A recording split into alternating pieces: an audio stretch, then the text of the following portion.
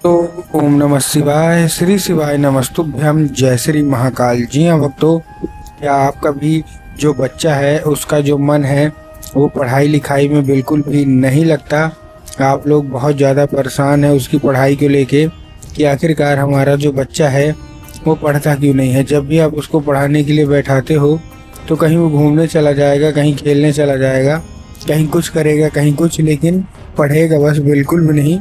तो आप लोगों को परेशान होने की बिल्कुल भी आवश्यकता नहीं है, क्योंकि आज जो मैं आपको उपाय बताने वाला हूँ, अगर आपने उसको ध्यान से सुन के और अच्छे तरीके से कर लिया तो अवश्य रूप से सारी की सारी इच्छा मनोकामना जो है वो पूरी होगी ही होगी।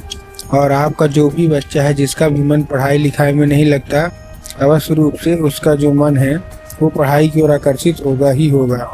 क्या करना है, कैसे करना है, पूरा आपको मैं बताने वाला हूँ और अच्छे तरीके से आपको समझाने वाला हूँ। तो बस उपाय ध्यान से सुन के अच्छे से करिएगा जरूर। देखिए, आपको भी पता है कि पूज्य गुरुदेव की कथा जो होती है उसमें लाखों की भीड़ आती है। कैसे भीड़ आती है? लाखों की भीड़ आती है। और जब गुरुदेव की कथा में लाखों की भीड़ आती है तो वहाँ ज़्यादातर जो भक्त होते हैं वो क्या करते हैं, पत्र के द्वारा अपनी इच्छा और पत्र के द्वारा अपनी मनोकामना जो होती है वो गुरुदेव तक पहुँचाते हैं। तो अभी गुरुदेव की कथा चल रही थी, आज से 4 से 5 महीना पहले की बात है। गुरुदेव की कथा चल रही थी और गुरुदेव की कथा में लाखों की भीड़ आई।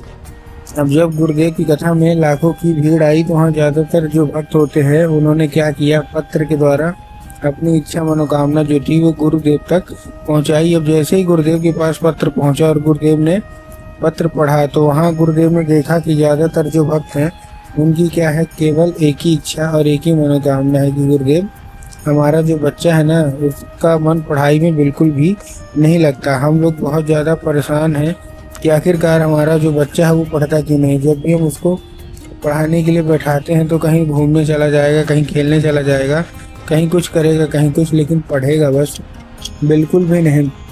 हमने उसके पीछे क्या कुछ नहीं किया, बहुत अच्छी उसको स्कूल में डाल के रखा है, बहुत अच्छा उसको कोचिंग ट्यूशन दे रहे हैं, हर एक तरह की सुख सुविधा दे रहे हैं, लेकिन फिर भी बात जब पढ़ाई की आती है तो कहीं इधर घूमने जाएगा, कहीं उधर, लेकिन पढ़ेगा बस बिल्कुल भी नहीं। कृपया करके कोई ऐसा उपाय बता दें ताकि हमारा जो बच्चा है वो बस रूप से बिना कुछ बोले, बिना कुछ कहे, केवल और जो केवल है ना वो पढ़ाई ही पढ़ाई करे।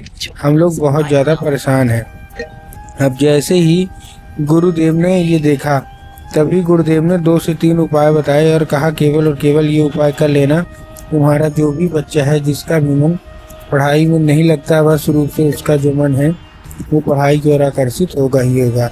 अब जैसे ही गुरुदेव ने उपाय बताया तो लोगों ने जा जाके इस उपाय को घर में करना शुरू कर दिया। अब जैसे ही गुरुदेव ने ये उपाय बताया लोगों ने जा जाके इस उपाय को घर में करना शुरू कर दिया। वही लोग गुरुदेव की कथा में मात्र 1 से 1.5 महीने के बाद वापस आए। अब जैसे ही वो लोग गुरुदेव की कथा में वो वापस आए तो उन्होंने क्या किया, फिर से एक बार गुरुदेव को पत्र लिखा।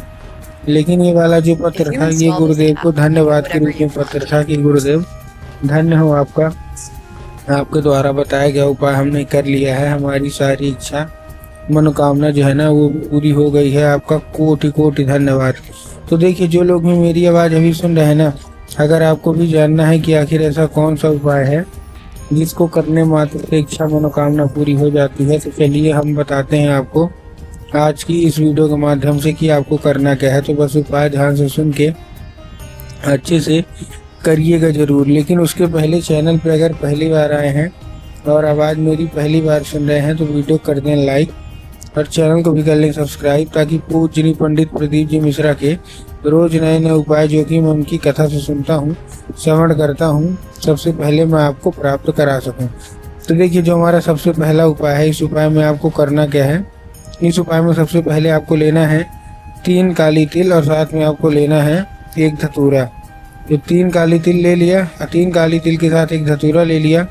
अब धतूरा लेने के बाद आपको क्या करना है, आपको अपने बच्चे के हाथ में देकर उसको भेज देना है, कहाँ, सीधा सीधा शिव मंदिर। अब जैसे ही अपने बच्चे के हाथ से लेकर उसको सीधा शिव मंदिर भेज देंगे, उसको बोलिएगा कि दक्षिण दिशा में खड़ा हो जाए और उत्तर की ओर अपना चेहरा कर ले।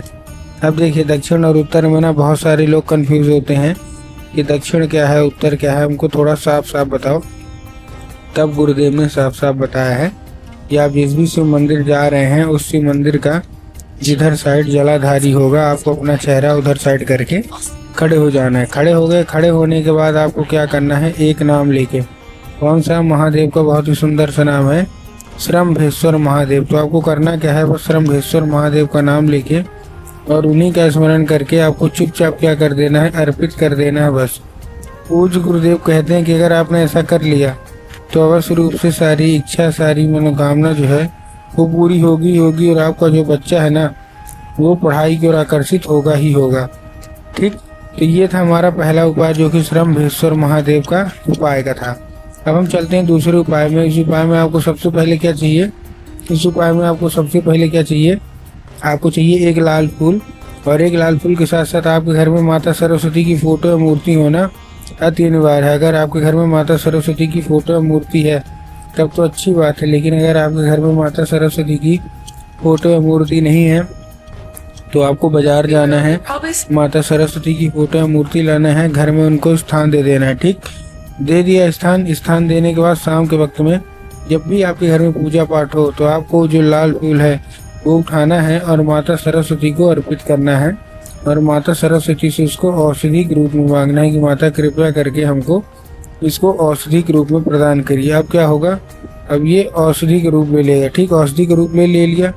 अब औषधि का रूप लेने के बाद आपको करना क्या है, उसी रात जब आपको बच्चा अच्छे तरीके से खाना पीना खा के सो जाए तो आपको क्या करना है, आपको वो जो लाल फूल उठाए हैं ना उसी को उठाइए और अपने बच्चे के माथे पे 2 से 3 बार आप उसको क्या कर दीजिए, फेर दीजिए।